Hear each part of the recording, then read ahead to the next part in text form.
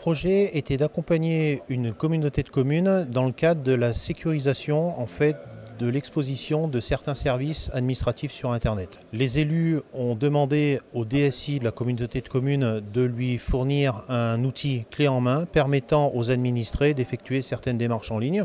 L'objectif étant de le déployer au plus vite. Lorsque c'est une demande d'élus, ça doit aller très vite parce qu'il y a un planning politique à respecter. La contrainte qu'a le DSI, c'est d'arriver à maîtriser les budgets et maîtriser le planning tout en assurant la qualité du service rendu, la qualité opérationnelle au quotidien. Une fois que le service est délivré, il faut qu'il continue à marcher tous les jours, si je peux dire. Et bien sûr, sur la sécurisation de l'ensemble, sur la sûreté de fonctionnement et la cybersécurité de fonctionnement également. Mépriser un des deux, négliger un des deux derniers, c'est aujourd'hui avoir la quasi-assurance que le service, une fois publié, se retrouve attaqué avec une exfiltration de données, une dégradation du service et toute la perte d'image et bien sûr le non-accès au service qui en résulte.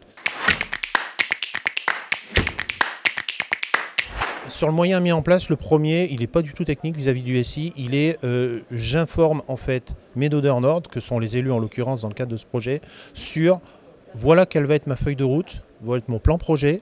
Il y a certes un planning à tenir, on va faire au mieux, mais on ne va pas rogner sur différents sujets tels que la cybersécurité et la sûreté de fonctionnement. Donc ça c'est le premier sujet. Donc dans les moyens technique mis en jeu, c'est surtout s'entourer des bonnes personnes, des partenaires qui vous permettent d'aller vite, mais sans pour autant franchir des étapes, négliger les étapes indispensables quant à la robustesse des services mis sur le marché. Et également d'avoir le moyen de résister en fait à la pression du planning. Ça, c'est mortifère de dire, ok, vous le voulez demain, je vais vous le mettre demain avec quelque chose qui n'est pas sec, qui n'est pas sécurisé. C'est comme même sur le marché une voiture qui n'a pas fait tous les crash tests et qui a le système de freinage qui n'est pas encore monté, quoi. En fait, le meilleur des bénéfices, ça a été la confiance des élus envers l'informatique.